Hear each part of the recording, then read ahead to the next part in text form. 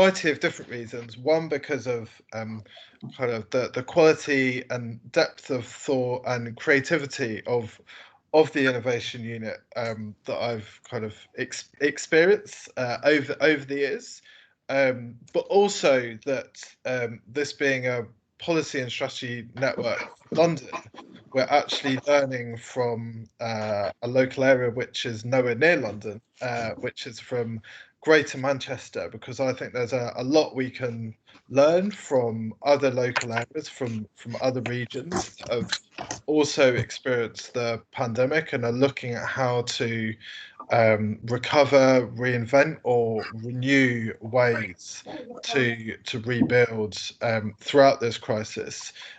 We had a session where we kind of looked across the world, and here we're going to bring it back to the UK, but kind of go onto the M1 down to Greater Manchester, and really kind of discover what the Innovation Unit and Greater Manchester have been doing to kind of to learn how to build back better.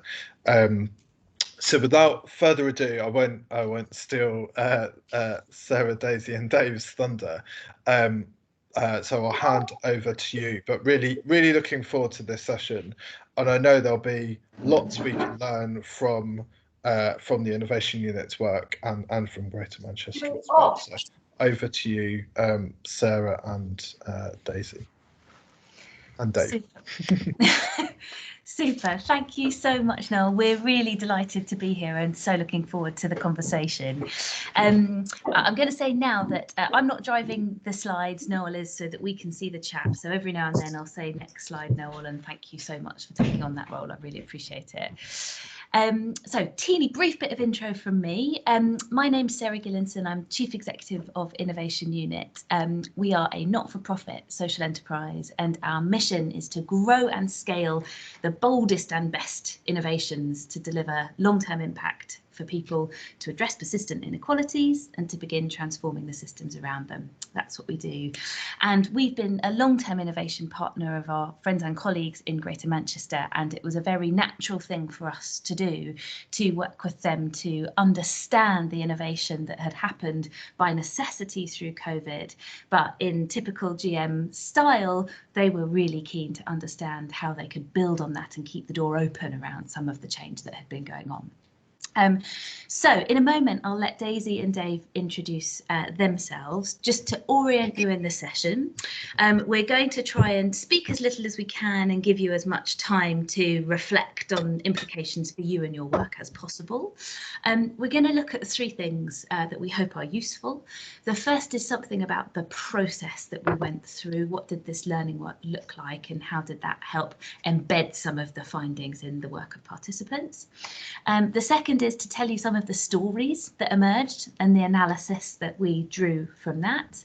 And then the third is to offer up some sort of provocative big ideas that we think come from this for the future of public services in particular, and to invite you to reflect on those and what they might mean for you. So those are the three things we're going to do: process, learning, and some big ideas. And so without any more preamble from me, Daisy, Dave, I'm going to hand over to you, and I think we're going to start with process first, please. Hi, I'm Daisy from the Innovation Unit and worked as a researcher on this project. I'll introduce Dave, who I think is going to give us a little bit of an overview of why GM decided to work with us. Thank you, Daisy. Thank you, Sarah, and welcome everyone. Honestly, Greater Manchester, it's not that far away from you, so come and see us sometime soon. Dave Kelly, Head of Reform in Greater Manchester Combined Authority. Normally, as I'm sure a lot of people on this call would do, spend a lot of my thinking time in the future. But the last 12 months has very much been looking at the end of my nose and dealing with lots of much more urgent and essential here and now issues as opposed to the longer term strategy. So normally involved in all things public service reform and transformation. Most recently, or over the recent months, been involved in the coordination of our city region's response to humanitarian assistance, and I was also part of the team that led on our Everyone In response, which was about getting homeless people off the streets and into hotels. I just wanted to start by saying a few words as to why we as Greater Manchester Combined Authority initiated this learning intervention with the Innovation Unit. So I work within our Reform Directorate, as I've just said.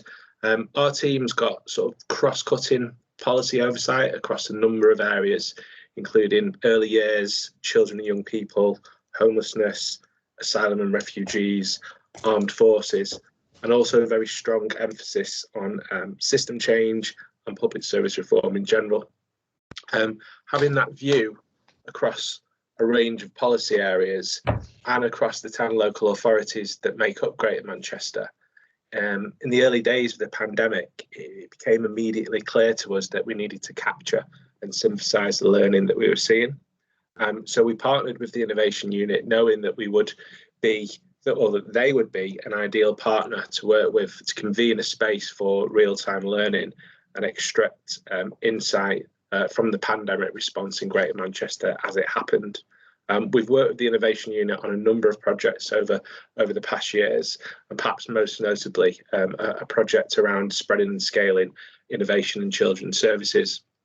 So having forged close working relationships with the folks from the Innovation Unit, we knew that we would be able to work with them in a sort of adaptive and emergent way that would help us deliver a product that we could use to take forward our ambitions in Greater Manchester. And of course, that's what they did. And that's what we're here to talk to you about today. Fab, thanks Dave. Noel, could you take us on to the next slide? And the next one as well. I think it's skip maybe 2 ahead. Next one. There we go, perfect. I'm just going to talk you really quickly through our sort of process and methodology in a nutshell. So we, alongside our colleagues at Greater Manchester, co-facilitated 3 communities of practice. These were attended by around 100 people from across the Greater Manchester emergency response. They were sort of reflective spaces to connect leaders to their peers, and they were organised around 3 unique themes. So early help for families with young children, support that was provided through community hubs, and everybody in, which Dave talked about earlier, the emergency response that ensured homeless people and rough sleepers had somewhere to stay. So each of our communities of practice took part in 3 online workshops. The first was around story gathering and storytelling from innovation experiences on the front line. In the second, we did some horizon scanning, which meant connecting to examples from around the world to really amplify the stories coming out of Greater Manchester. And finally, we worked together to sort of anticipate and imagine a preferred post-COVID future for public services in Greater Manchester. Through this, we were developing and feeding in learning products sort of flexibly and responsively to the insights being generated on the ground. And in parallel, Oldham invited a deep dive local inquiry, which was exploring the emergency response, but from the perspective of residents and informal leaders, micro-organisations, grassroots organisations who really form the fabric of those communities. I'll pass on to Sarah. Super, thank you, Daisy. Noel, could we have the next slide, please? So in a moment, Dave and Daisy are just going to take you through 3 stories of stuff that actually happened on the ground, and then our analysis of what that all began to add up to. And both, I'm going to ask you to do that 2 minutes per story, please, so that we can keep to time. And whilst they are talking, we've got 4 questions that we would love for you to reflect on, please, and feel free to put some of your responses in the chat as we go, and then we'll surface some of that in plenary afterwards. And those questions you can see in front of you, but they are: what from these stories resonate with you and your experiences? What inspires you most from these? What do you find most challenging from the stories that you hear? And finally, are there any stories that you think either complement or challenge the work in Greater Manchester from your experience that you would like to share with the group? And we'll have 10 minutes at the end to put all of that together. So, Dave, 2 minutes per story. That's your challenge. I reckon I can rise to that, because I'm hoping a lot of colleagues on the call will reflect in similar examples of work that took place in your own local areas. So There are just three brief stories from our emergency response here, and there are just three, and of course there are many more. And as I said, I'm sure that you've got equal examples of your own. So just to highlight a few, the first one is Stockport's Team Around the School. So the Team Around the School model in Stockport is, or was, still is, an existing partnership between schools, Stockport Family, which is children's services, and other local agencies. And that's about working together with children and their families to offer early help and support. Through the Team Around the School, the children's social care front door is actually situated within the school. And in the early days of the COVID crisis, pretty much the entire MASH, the multi-agency safeguard hub, effectively moved into schools as well. And through that, we saw a range of partners coming together to do whatever it took to protect the most vulnerable children and families in the school community. Triage moved from a weekly basis to a daily or even hourly rate, and whole family issues came into scope through the school setting. This included issues around employment and parents' mental health, and anything that might affect the wider community that the children were living in. It's fair to say that new opportunities have been created in Stockport by this intense period of collaboration, and lots of learning to take forward into the future. So that's the first example. Move on to the second example, which is about community hubs in Trafford. So I'm sure those colleagues on the call from local authorities will be familiar with the community hub operation and may have been involved yourselves in the mobilisation of those community hubs. That was almost, I think, a requirement actually at the start of the first wave of the pandemic. In Trafford, it was the local voluntary community and social enterprise sector, VCSE sector as we call it here, that led on the development of the 6 community hubs across 4 localities in the borough. So the council took a step back and offered volunteers training in safeguarding and identification, and over time began to drip in their own formal statutory support where that was needed. For example, in instances of family breakdowns or domestic abuse. The community hubs in Trafford connected to and signposted towards wider commission services. But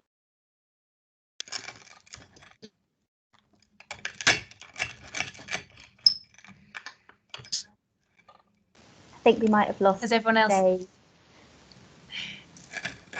Daisy, are you happy to pick up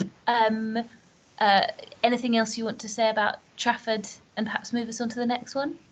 Yeah, I think I can. I think to sort of sum it up, just a really key thing that came out of Trafford was that this was led by the VCSE sector. The council took a step back and were invited in to provide support, and that was a really powerful response there.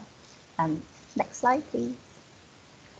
So the third and final example is from Tamesides, and this is a story of support going online and sort of digital anywhere, anytime, anywhere access to parenting and programme support being made available. So it enabled young parents across Tameside to access daily WhatsApp support and weekly activity packs, and lots of the sort of parenting resources and things that have been traditionally delivered in person were shared via Facebook Live and streamlined and shared freely online. And sort of things people were able to complete courses using Skype and phone calls, and actually this really increased reach and participation in these programs and activities, and enabled people to kind of fit it in around their own lives. Next slide, please. Oh, unless Sarah, there's something else you wanted to sort of say to that story. Cool. So in terms of our analysis, we organised our data and insights around a sort of 4-part framework, which tries to hold together the sort of complex moving parts of a public service environment. So we looked at leadership and governance, practice and citizen experience, workforce and culture, and system conditions. I think the story overall was that we witnessed a retreat of formal systems and processes and watched instead new leadership, new practice, new culture, new conditions grow up in their place. So around leadership and governance, we saw a real unity of purpose, which aligned and liberated lots of informal leadership that sort of cut across existing hierarchies and organisational boundaries. Formal leaders became more visible and accessible and connected to their teams. Rapid and participatory decision making really empowered people, with risk and responsibility more widely shared and power and resources sort of devolved and distributed. Around practice and citizen experience, I think the key thing that came out was that help was made available to people that said they needed help. And it was sort of self-organising local response teams who initiated this rapid shift towards support that was driven by people and not by programmes. And then the early and specialist help was made available with not a lot of formal assessment. Anytime, anywhere digital access that kind of came up in that last story significantly increased reach and participation in programmes as they were kind of streamlined and made readily available online. And people really found help where they lived. Sort of help came to them, it met them where they are. We've witnessed our schools and churches become the basis for a really coordinated, hyper-local response to the crisis. Around workforce and culture, we watched as a new community workforce emerged, which really did blend residents and volunteers and professionals who work together as equals in service of their communities. New people, family and place-based roles sort of extended beyond organisational professional boundaries. So there was this shift from this is my role to what do people need, how can I help? Around system conditions, existing system levers for sort of managing quality and risk and resource either relaxed or sort of evaporated during the crisis, and in their place, risk and resource were managed by local teams. We saw some really intelligent data sharing take place with sort of shared and combined data enabling the generation of information that meant people could provide really timely and useful support. And finally, we just saw real community self-determination with sort of, I think, new understandings of community emerging, which connected in all sorts of various and complex ways to place and faith and culture and interest. I think I'll wrap it up with this quote on the page, which I think pulls together the insights quite nicely. Forget high fidelity and procedure, what people need, what will be good enough. Super, thank you, Daisy, and thank you so much for stepping in there for Dave. Daisy very ably told the story of the virtual work with parents. Is there anything you particularly wanted to land, either about the Community Hub story or about that work, just while you got the space? Yeah, apologies, the northern dial-up internet connection there giving way.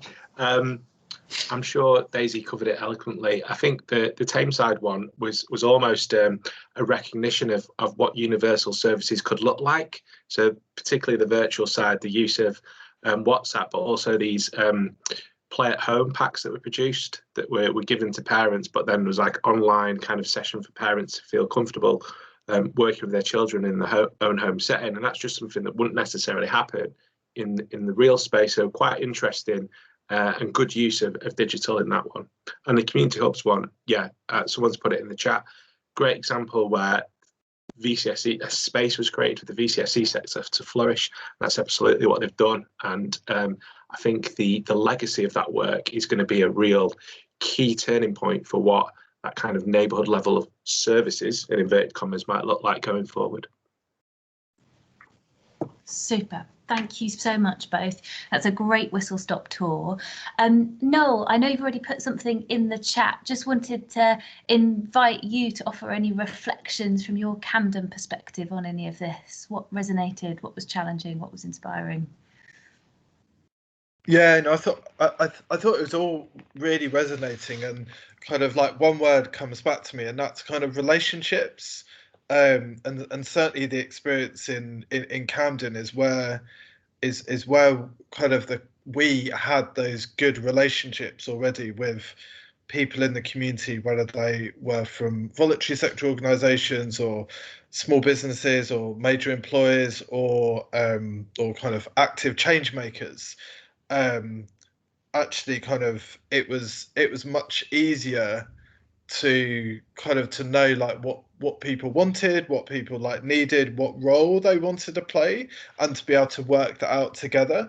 And actually it was maybe those organizations that have been more like visible before in the community that kind of took on greater of a role, and we were able to devolve more and work out kind of what they needed in a much more like natural way. And I was just wondering whether like in Greater Manchester, were there other organisations maybe that you hadn't had those relationships with previously that suddenly became visible to you, that maybe you weren't aware of their role in the community, and then they became very visible and you built that new relationship? Or was it mainly with organisations that you already had good relationships with, and so it was accelerating the work and kind of the council and the community kind of holding each other's hands through this really difficult time? Yeah, inevitably, I would say a bit of both. I think, again, you will all recognise this, but, mutual aid groups and the way that they popped up. So we had these almost a formal version of community hubs, but almost these, in a good way, renegade versions of community hubs, which were hubs of the community in the community. It was really interesting how they sort of popped up of their own accord. The other thing that we saw like greater coordination across was housing providers. So obviously with a range of different housing providers in different areas, this, as with many things, gave people a single cause to come together around. So it's often difficult to get different groups of housing providers speaking to each other, but actually they all saw themselves as part of one challenge. That was something that was particularly interesting. Fabulous. Thank you both so much. Dave, there's another question in the chat here that I suspect you'll want to tackle, which is, what is GM's approach to empowering communities in helping to shape place-based priorities, particularly around local spend and investment? Yeah, so I guess it's worth saying, Greater Manchester Combined Authority. So as a combined authority, we are the 11th collaborative space that sits alongside our 10 local authority areas. So we play very much a convening role. We play very much a spotlight shining role on what looks good. So our role, or what we've encouraged very much so, is that kind of bottom-up approach to learning and involvement of the community. So initiating a number of community-led projects, both before and during the pandemic. So I would say, our role is about identifying what's working out there across 10 local authorities, 2.8 million population, a large area. We know that the solutions for the future actually exist now in the present in communities. So actually seeking out and finding that good stuff, shining a light on it and providing a platform for others to learn from it is a lot of what we're about. Fabulous, thank you. We've probably got about 5 minutes now if anybody wants either to pose any more questions about the work and the stories, or if you want to offer up some of your own to complement or to challenge some of what we've shared already. I will say I am not a Teams expert, so I will keep my eyes open, but if anybody else can spot people who are putting their hands up and I haven't, then please tell me.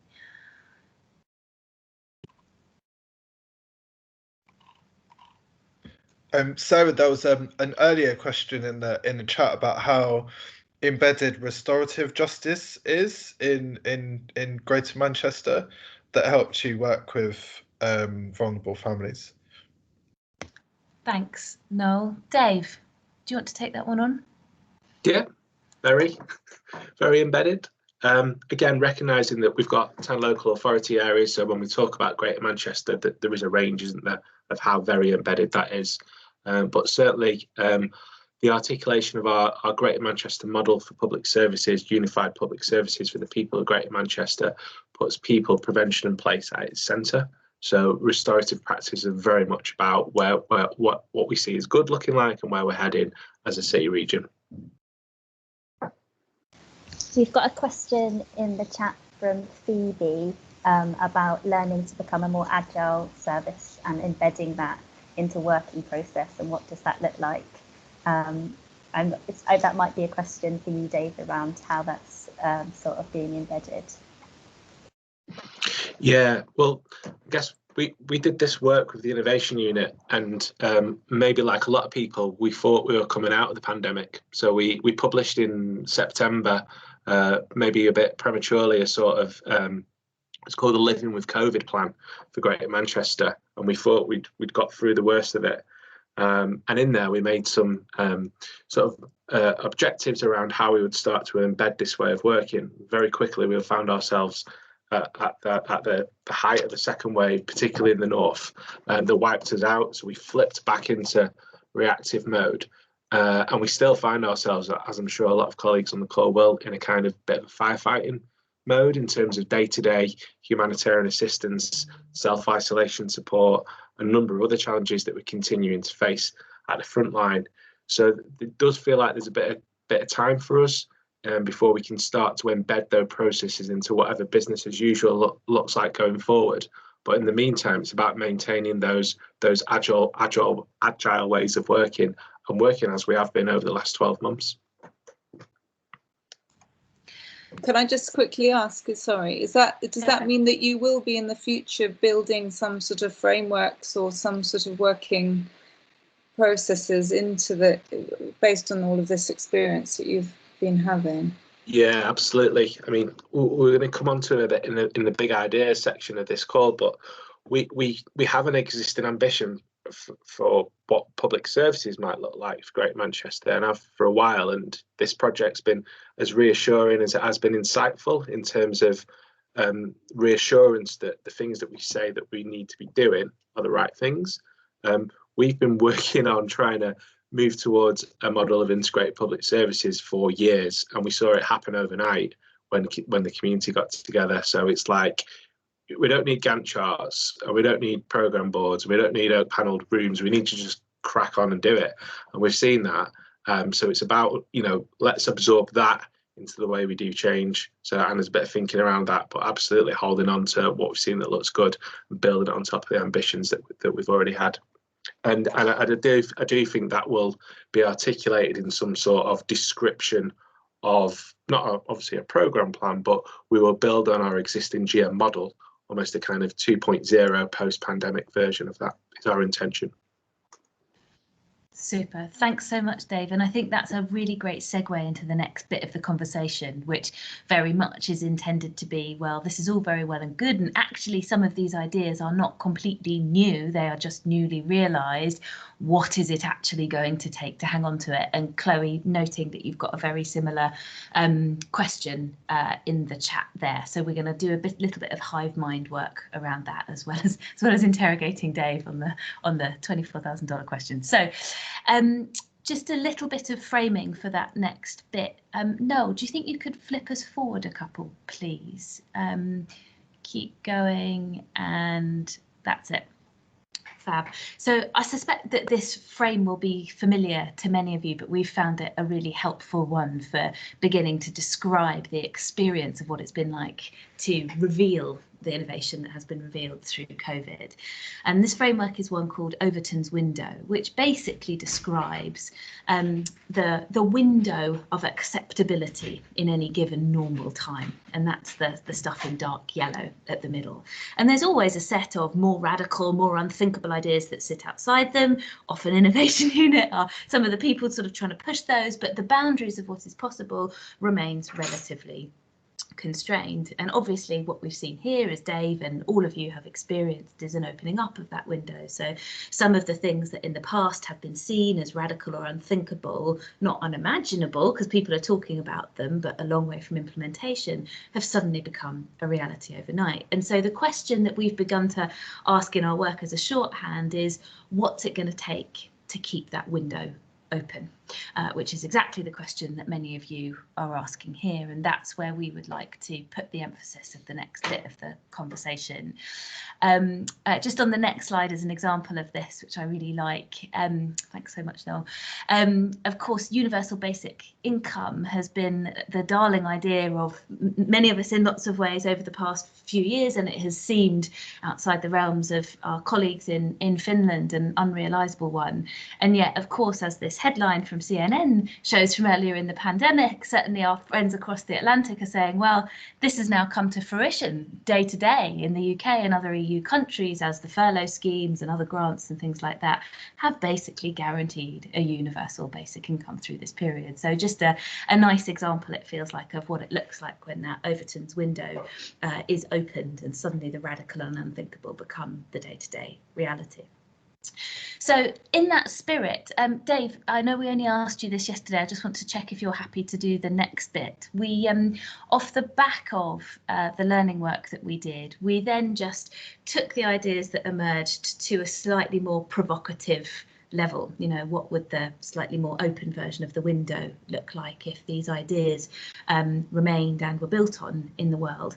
And there were 4 big ideas in each of our domains of leadership, system, workforce and frontline that we wanted to put on the table. And we're going to ask you then to move into small groups and reflect a little bit on these big ideas in the context of your work, what it makes you want to do and work on, and critically this question of what is it going to take to keep this window open and make it possible. So that's where we're going next. Dave, are you happy to take us through these 4 big ideas? Yes, I'll try. With the caveat, as kind of alluded to, you know, I think we'll all get a sense that the dust's still settling. We're still learning, and we always will obviously continue to learn. But yeah, as Sarah said, sort of 4 big ideas or provocations emerging from the pandemic, and in particularly crystallised through this work. So our strapline in Greater Manchester is doing things differently, and we already had a pretty radical ambition in terms of the shift we're wanting to see across our city region.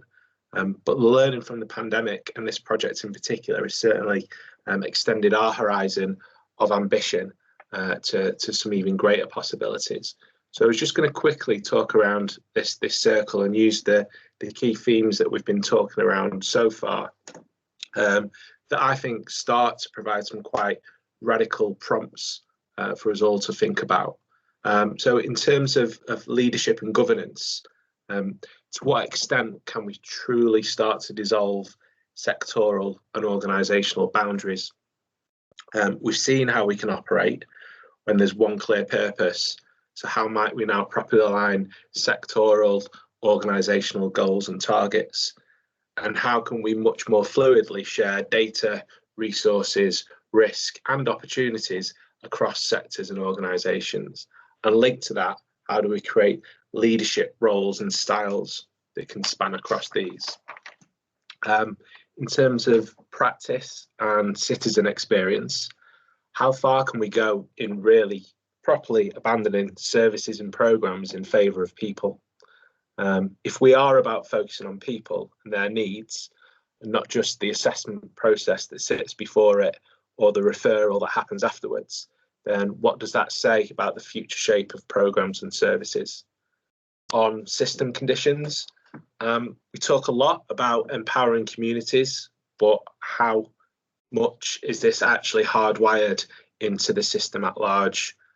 We need to recognise communities at the hyperlocal level and those that are self-defined, and not just by the historic lines that are drawn on a map by the council. We need to help find the right role for community voices in commissioning, and we need to make sure that providers are accountable for locally determined and co-produced outcomes. And finally, on workforce and culture, how do we build on the community response to the pandemic, the proliferation of mutual aid groups and the community hub operating models themselves? So I think there are opportunities there to establish diverse community-based teams. We've done a lot in Greater Manchester around the integration across the breadth of public services. I think now's the time to properly think about how we integrate the community themselves as being a core component of that help and that support at a neighbourhood level. Super, thank you, Dave. That was brilliant exposition. So we're going to ask you now to go into small groups for 10 minutes and to explore in those conversations both some of those ideas and the implications in your places and spaces, and secondly to consider this question of what is it going to take to keep the window of opportunity open. Lots of questions in the chat.